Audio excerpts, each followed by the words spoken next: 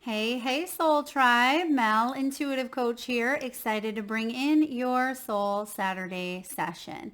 In today's session, I want to talk about pathways to take to bring you closer to your own intuition, to help you connect to Source. Now, these are techniques and pathways that I personally use in my own life that have worked for me, but I suggest trying a few out for yourself and seeing what works best for you. So we're going to take a look at 8 pathways today, but if you have recommendations, if there's something that you use that's not on this list, please do drop it in the comment section below. I'm always looking for additional insight and inspiration. Now I know that there's a lot more than 8, but we're going to keep it short today. So thank you for tuning in. If you enjoy the content, please do give it a thumbs up. If you're interested in a personal reading, signing up for the monthly newsletter, or entering into the free reading giveaway, you can find all of that information in the description box below the video. All right, Soul Tribe. So number 1 on my list, one of my recent favorites actually is breathwork. Now, if you have any air in your chart whatsoever, I am a double air. I have Libra sun, Aquarius moon. My Aquarian moon needs scientific data, right? It needs that proof, needs that evidence, which is ironic because I'm highly intuitive. We all are intuitive, but I also like to have that evidential backing to follow something up, which maybe a lot of you are like as well. So when it comes to breath work, we sometimes hear, oh yeah, breath, right? We breathe in and we breathe out every day. It's nothing new. So oftentimes when we think of breath work, we think it's just taking some deep belly breaths, right? Breathing to regulate our nervous system. But breath work actually holds magic. I am telling you, Soul Tribe, if you are not familiar with it, get familiar. So I'm going to talk about a couple of techniques here on my list, but also I've recently had an experience where I've done some intense breath work,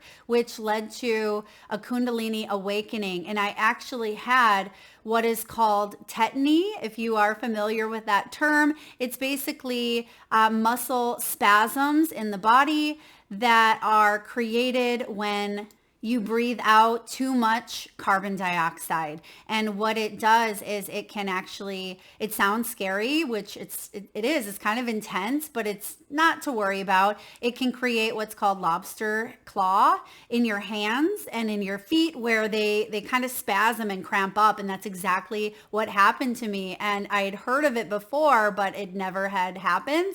And so that's when you really work on some deep, rapid breath work because it lowers your CO levels in your blood. It can shift your pH balance, causing changes in your calcium levels. That can shift to tingling all over the face, which is what happened to me as well. I had extreme tingling and numbness in my face area.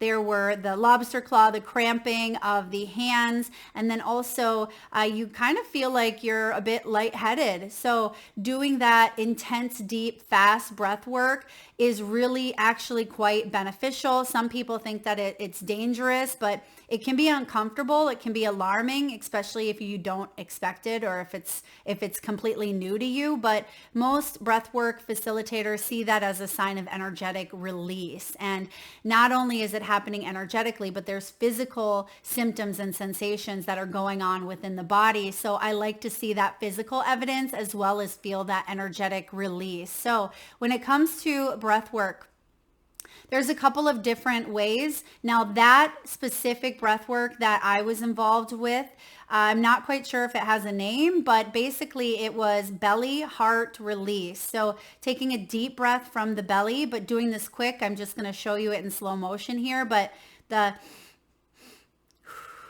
think of labor, right? They tell you to do the like that quickly because it does regulate the nervous system. So if you can do it from the belly, the heart, and then exhale out the mouth, and do that consecutively for a period of time, that can get you into a deeper state of breath work where the energetic release and the physical symptoms are more intense. So that was one I really enjoyed doing. Now, Dr. Andrew Weil, you may be familiar with, he has a technique called the 4-7-8 breath work, where you inhale through the nose for 4 seconds. You hold that breath for 7 seconds, and then you slowly exhale out for 8, making a swish or like a whoosh sound. So the with your breath. And I think that one is a little bit slower, but you can certainly do that over like a 4-cycle repeat pattern. And I'll tell you what they do on a scientific level, emotional and spiritual as well. Now, another favorite you may have heard of is box breathing, the 4-4-4 method. It's actually used by Navy SEALs to help calm and focus the body, the mind. It's basically where you inhale for 4 seconds, hold for 4 seconds, and exhale for 4 seconds. And then you repeat that 4 to 6 times.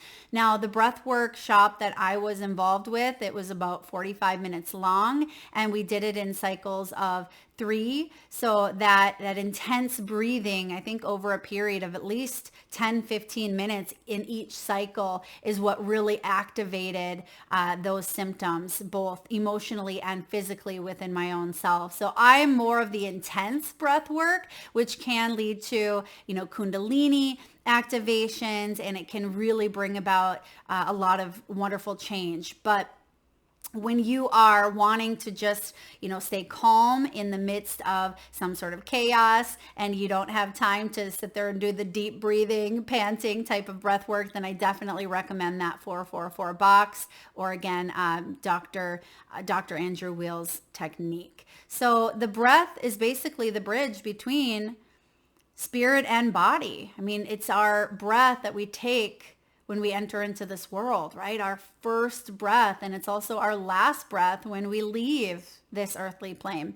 Now, both techniques, or all 3, I should say, that I just shared with you, they clear stagnant energy and basically bring you back to a state of presence. And that's exactly what it did when I worked with that specific type of breath work. I ended up getting out of my mental mind, which can sometimes be a block for many of us. We tend to be up in our heads. We have a lot going on. We sometimes feel scattered. If you're like me, I have a million things going on. So doing these exercises to help reconnect to the body, to your intuition, to your mind are so very important, especially for us light workers and healers. And if you have an exercise or an experience with breath work, and you've had something similar happen, or an awakening, or that tetany, the lobster claw, let me know. I'd love to hear it.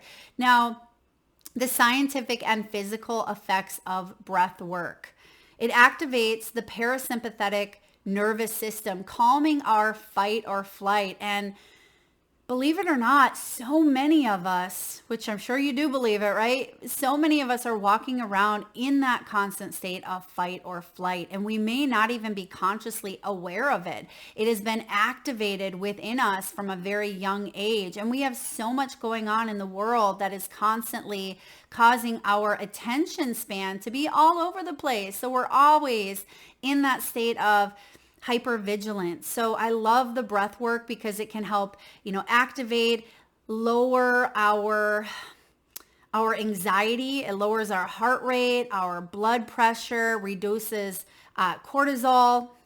That's the stress hormone. So there's definitely scientific backing of incorporating this into your life as it being a big benefit. And that 4-7-8 technique increases gamma brain waves, which are associated with our intuitive sight. So that third eye chakra, there is a correlation there. Now, the emotional effect of breath work, it relieves, of course, anxiety, but it also enhances clarity and fosters that sense of safety. It reconnects you to your body. And oftentimes we don't feel safe in our bodies. We're not trusting the process of life, or we're not trusting the information that our body is giving us. And it's critical for our intuitive selves to trust and feel safe. And breath work, I have found, can really help activate that part of ourselves. So when it connects, why it connects you is, well, when you're calm and centered, of course, you're no longer ruled by fear. You're no longer ruled by distraction. So this opens the gateway to intuition, to spiritual guidance. So for those of you that think breath work, oh, it's just one of those breathing things that are going to help, help lower that cortisol, yes, you're right, but it's also so much more than that. So if you haven't taken it a step further, like I haven't, I honestly can say that, breath work wasn't top on my list because I was like, breath work, we're constantly breathing, right? I know I can deep belly breath and stay calm, but when you really activate some of that deeper, more intense breath work, it is a game changer. So I highly recommend breath work. Number 2 on the list here, ask. I'm not even sure what I'm going to talk about in these soul sessions. And every morning I've actually recently started over the last month a ritual where I get up early and I hit the hiking trails and nature. I do some nature bathing and meditation by the water at 6 a.m. So between 6 and 7 a.m.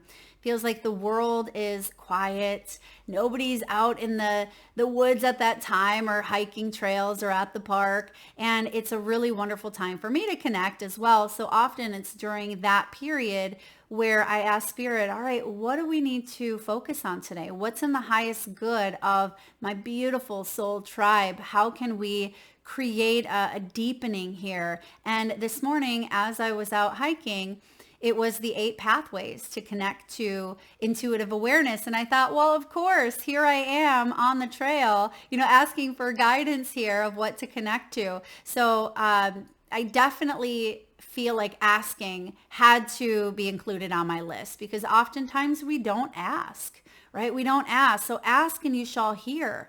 So inviting in that guidance. So each morning or even before sleep, ask clearly, whether it's verbally or in writing or in your mind space, your head space, what do I need to know today? What do I need to know, higher self? Guide me towards my highest good. Or, what is it that I need to focus on today?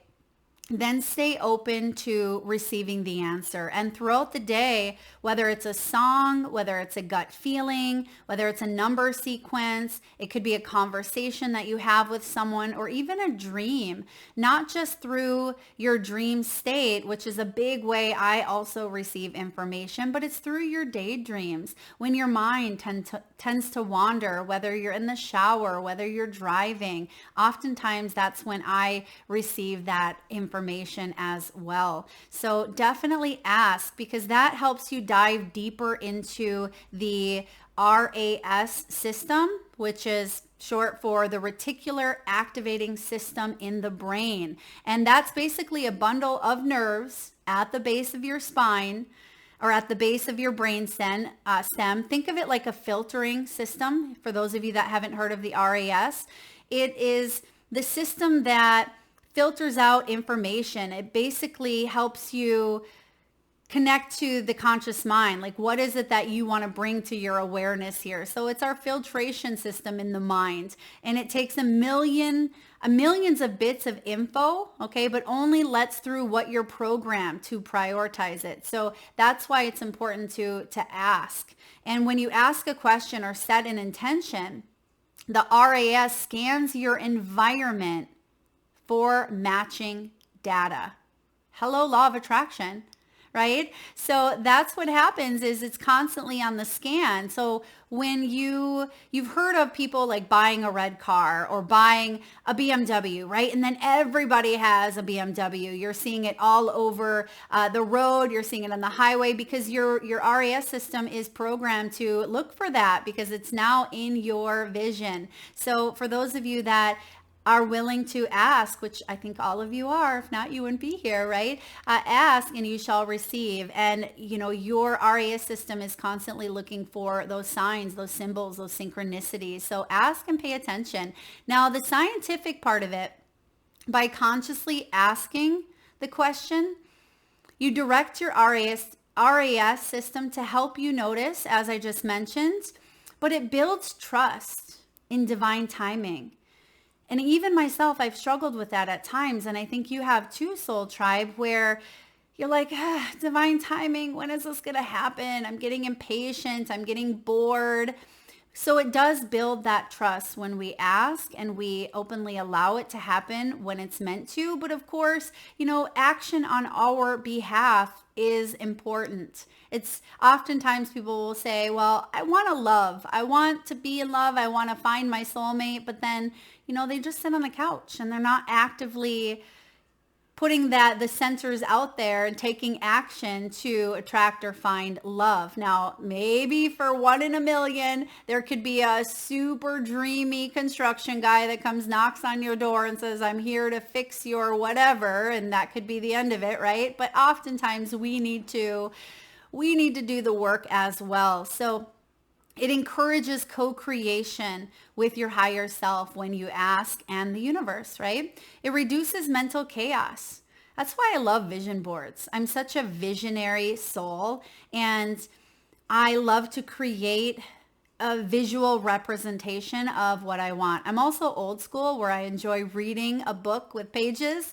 Not that I haven't actually, I haven't ever read a book online, but I've listened to them, audiobooks. But I do like having the physical piece because it activates the senses.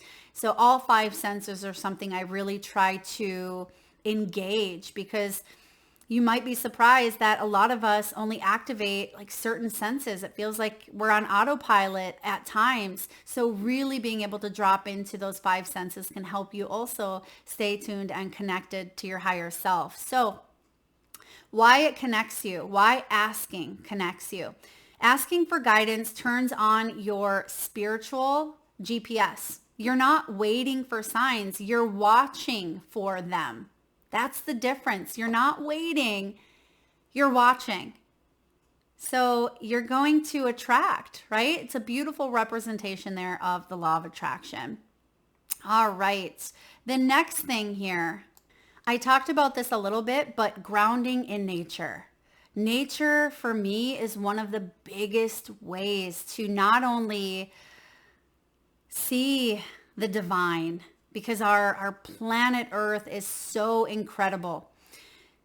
I love to walk barefoot whenever I can. So if you ever meet me in person, don't look at the bottom of my feet because they can be nasty sometimes. So barefoot, walking on earth, okay, hugging a tree, being mindful of the time that you spend in nature is so healing and beneficial when it comes to connecting to your higher self. The spiritual effect is it clears static energy. It strengthens your root chakra and body awareness. You've probably heard of forest bathing. Some of you may have even heard of mats that you can use, like grounding sheets, grounding mats, which hold the frequency of the earth, which can help you feel more in touch with your body. So again, more sensations, of course, but everything holds an energy. And we also learn so very much in nature. There's so many times when I'm out there meditating in the morning and I'm watching, like just the other morning, I was sitting on my favorite flat meditation rock that goes out into the river a little bit, and it's just quiet, the birds. Well, there was one loon that was swimming upstream, and I thought it was so interesting to see this loon, and it was veering in between the rocks, and there was a little bit of a current as well, but it didn't matter to the loon. That loon was on a mission, right? And it reminded me that no matter what shows up on our paths, we have the ability to swim around things, to navigate it, because that loon wasn't thinking like it's going to get stuck or, the current is too strong. Where there's a will, there's a way. So nature is always teaching us through through death and rebirth, right? The seasons, and through the animals, and through the water, and through the winds, and even through like natural disasters and everything, always speaking to us. So really getting out in nature can help clear that static energy. And when you tune in, the universe is always giving us messages. And one of my biggest ways is through nature. The physical effects, it rebalances the circadian rhythm, reducing inflammation. So you may have even heard of earthing. It really is a science. I think there's a really great book called Earthing out there. Maybe you have the book. So if not, if this interests you, check it out. And the emotional effect is it increases our inner safety.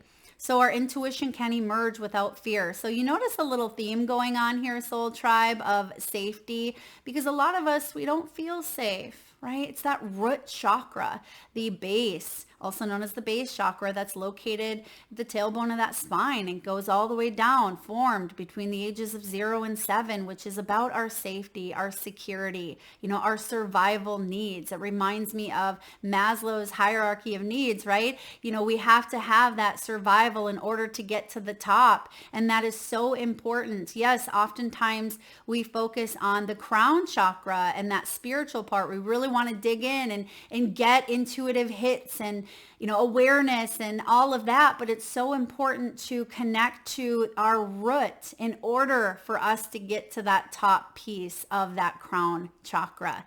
So it definitely increases that inner safety. And being grounded lets you discern between intuition and anxiety. And that is a question that I get asked often, like, what is the difference? How can you know? I mean, you would think it's obvious, but sometimes it's not, because we've been conditioned through pain and through fear and through hurt. So oftentimes we'll ask, like, is this my intuition really guiding me, or is this my conditioning and my fear? So if you found yourself asking that question, it's really extra important for you to tap into your higher self. So use one of these pathways for you to discern that answer for yourself. Okay. Now, number 4, this is a given. I wasn't sure if I wanted to add it. I mean, I did know I was going to add it, but it's such a common one, which you might already know as I'm talking about it, but meditation, and I didn't even list meditation as the number 1. I actually posted it as inner stillness, because if you're like me, I'm not one of those people that sit here like Om in the Om position meditating. I mean, yes, I close my eyes and receive hits, but I'm also surrounded in nature. But I enjoy walking meditation, or just being still by driving even, and no music, no radio at times, because to me, it's that inner stillness that's important. Now, if you can sit there in the yogi position and meditate, awesome. That's great. More power to you. But for those of you that have a difficult time doing that, try other forms of meditation, because it's not a one size fits all. Find what works for you, and try not to judge or be critical of yourself if something doesn't work for you, but it works for another, because you are being guided to explore your own intuitive path. Remember, this is your walk. This is your journey, no one else's. So practice even 10 minutes of silence, whether it's through a guided meditation. And actually, I prefer guided meditations, and I've just started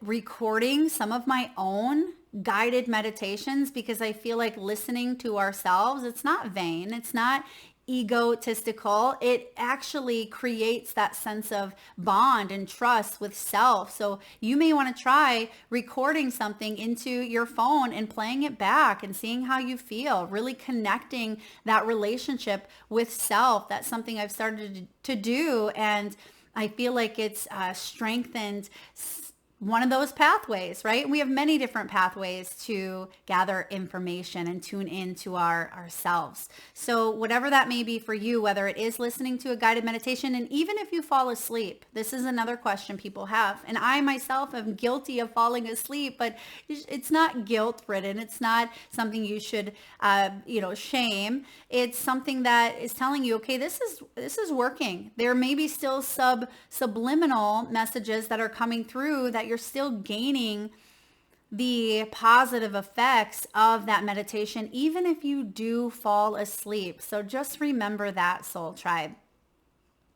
Now, again, practice that silence or guided meditation or focused awareness. This is why like mantras or affirmations come in handy as well, and not having a specific outcome per se. And if you do notice your mind drifting on, the groceries that need to be bought, or what responsibilities need to be done, just slowly come back to that space of just being. Okay, and it's going to take some time. It doesn't happen overnight. Spiritual effects include accessing the observer. And that's something that I have been getting better with the older I get, is just being the observer, because oftentimes in my early life, I was constantly in that state of fight or flight, where when we're in that, we don't often observe our thoughts. We don't have that sense of awareness, or at least if we do, it's buried, right? It's buried because we're always looking for something to happen, right? Looking over our shoulder, or just feeling worst case scenario, or walking on eggshells, and we don't even know why, right? And it may even be nothing's going on, but we're still in that state of hypervigilance. So being able to connect to that inner stillness allows you to be that observer and dissolve that ego chatter, which is so very important, because we all have it. We all have it.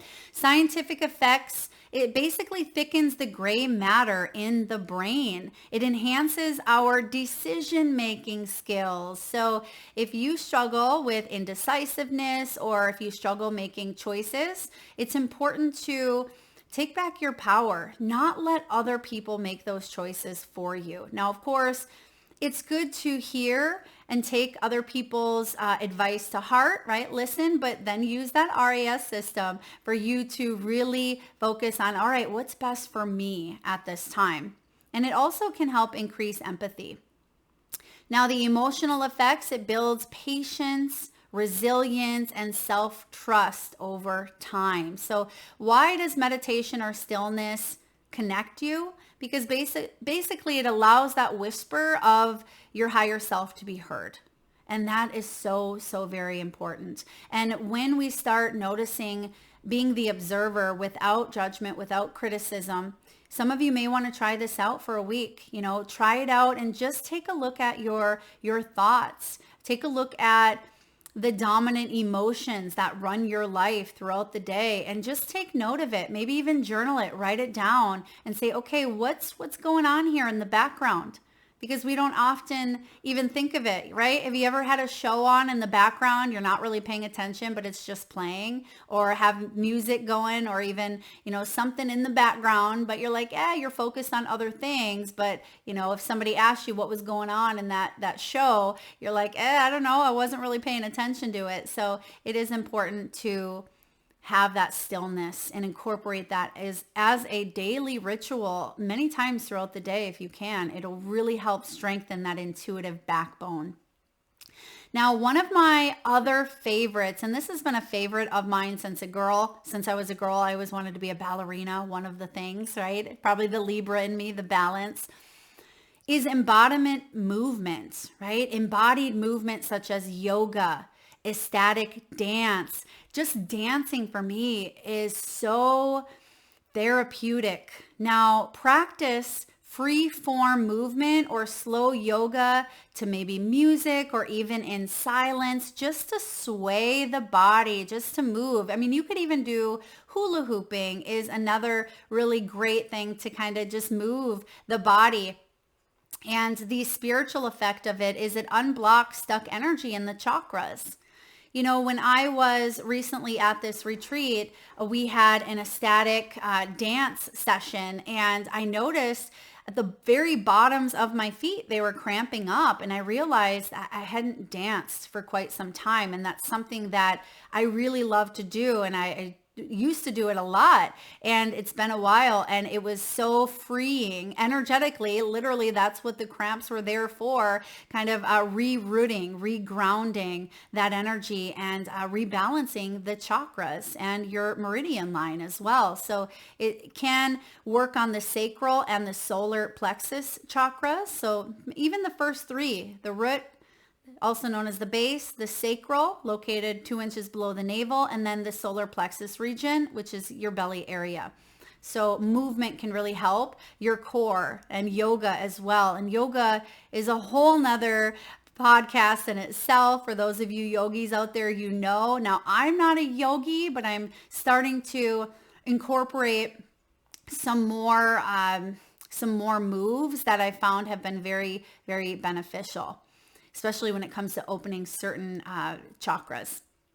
Now, it increases dopamine and endorphins. It boosts body awareness as well, helps release suppressed emotions. It reconnects us to that sense of feeling, overthinking. I really love it because it helps you drop into your body a little bit and really feel the movement. So for those of you overthinkers out there, get into the body, do some body movement, maybe even some aerial yoga for those of you that may be interested in that.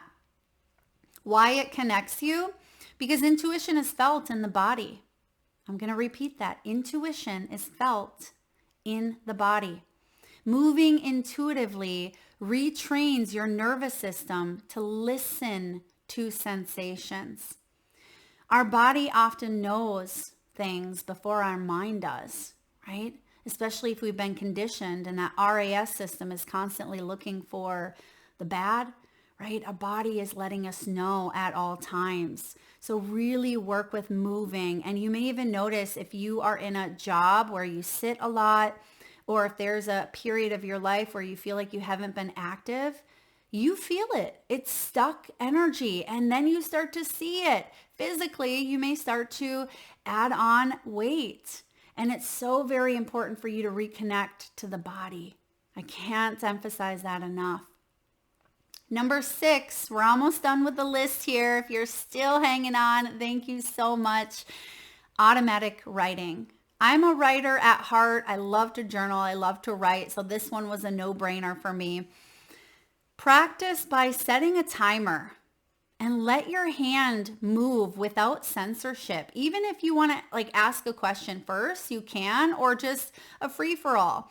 Now, I find that writing, with a pen and paper works great. But of course, you can do it on a keyboard as well. Let it flow and just allow whatever to come through. For those of you, especially who've been wanting to maybe write a book, I know a lot of you are up and coming authors. You want to write maybe a memoir, autobiography, or maybe you are writing children's books or self-help, or maybe some fiction. So whatever it is that you are wanting to explore, maybe it's just journaling, whatever it is for you, allow yourself to use that creative part of you through that writing. All right. It acts as a portal for your higher self and spirit to speak through you, because sometimes that mind block gets in the way, right? So allowing yourself to just maybe turn on some music or in silence and allow your crown energy just to come through your hands